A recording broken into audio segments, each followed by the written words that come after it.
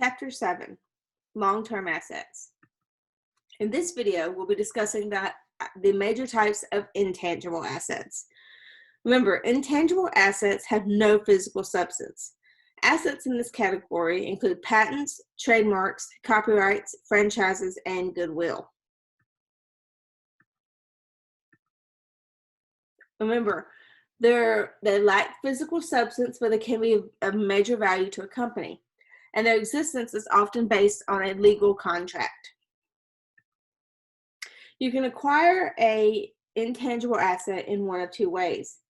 You can either purchase an intangible asset, like patents, copyrights, trademarks, or franchise rights from other companies, or you can develop intangible assets internally, for instance, by developing a new product or process and obtaining a protective patent. If you take a look at this illustration, this shows the world's top 10 brands. It's no surprise that the number one brand is Apple, with an estimated brand value of $181.2 billion. Despite this value, Apple reports total intangible assets on its balance sheet at less than $10 billion. So later on, we'll see why many intangible assets are not reported in the balance sheet at their estimated values.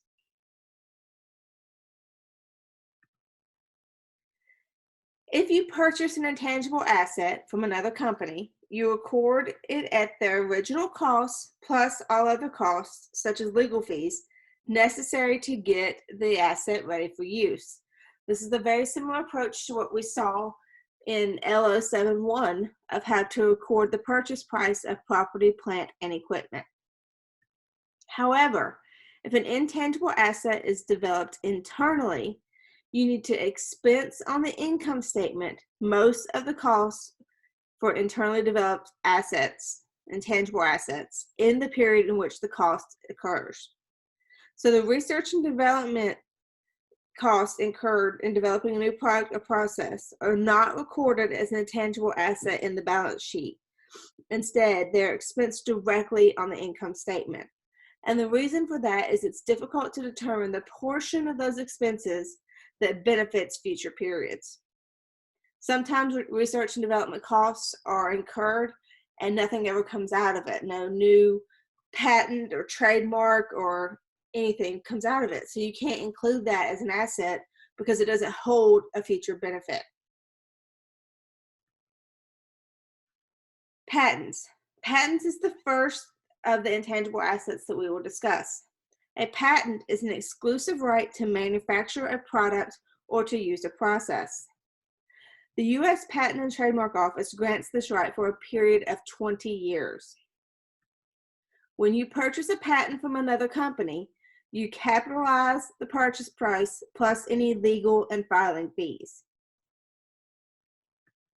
If you develop the patent internally, then all research and development costs are expensed as they're incurred, and then once you're ready to file for the patent, then the legal and filing fees are the only things that you capitalize or record for the patent costs. Copyrights are the next type of category in intangible assets. A copyright is an exclusive right of protection given by the U.S. Copyright Office to a creator of a published work, such as song, film, painting, photograph, book, or computer software. Copyrights are protected by law, as are patents, and give the creator and his or her heirs the exclusive right to reproduce and sell the artistic or published work for the life of the creator plus 70 years. It also allows the holder of the copyright to pursue legal action against anyone who attempts to infringe upon the copyright. Accounting for copyrights is virtually identical to that of patents. Trademarks. Trademarks are a word, slogan, or symbol that distinctly identifies the company, product, or service.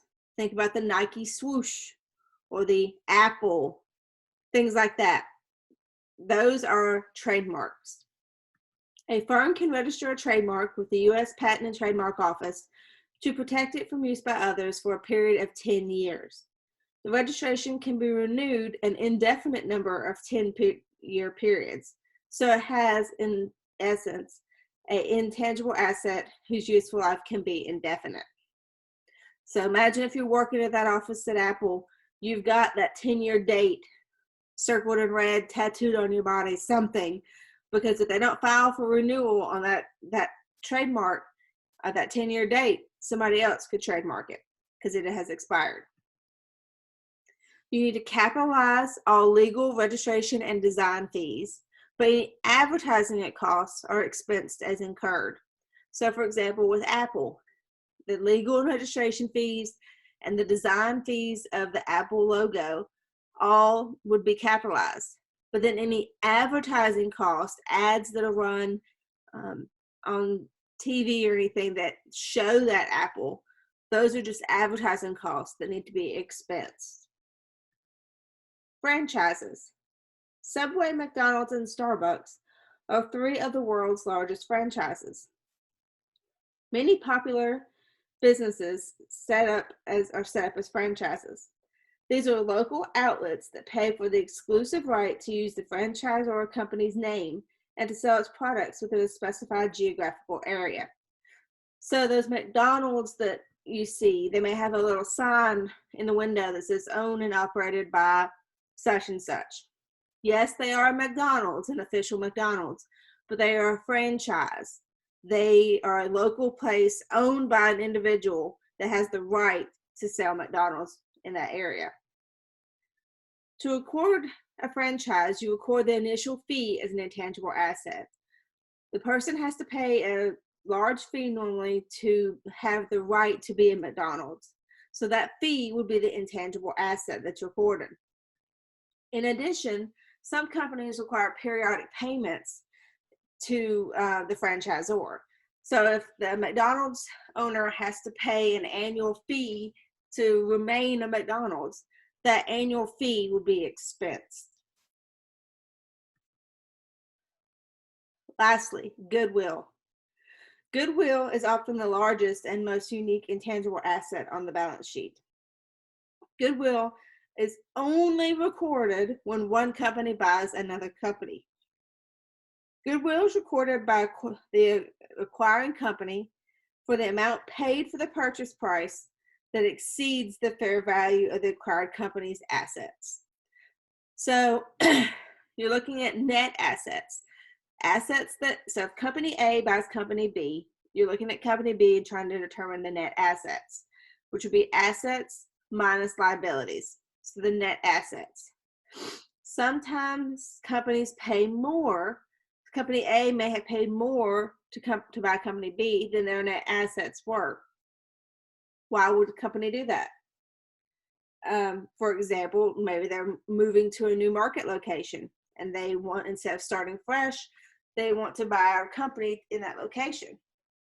Or a customer book. If 2 firms are merging, that customer book, that customer base that has been built up is not recorded on company B's books because it's something they've internally developed. But it has value to that company because that's their sources of income. So company A may pay more for company B so that they can get that customer book and expand their customer base. So here's an example of goodwill. Allied Food acquires Ritz Produce for $36 million. The following information is known for Ritz Produce. The fair value, not book value, fair value of the identifiable assets is $50 million. The fair value of identifiable liabilities is $24 million. How much does Allied record as goodwill? Well, we know Allied paid $36 million for the company. Ritz has a fair value of net identifiable assets of $26 million. The fair value of the assets minus the fair value of the liabilities gives you 26. Well, Allied paid 36 for a company with a fair value of 26, so they would record goodwill at $10 million.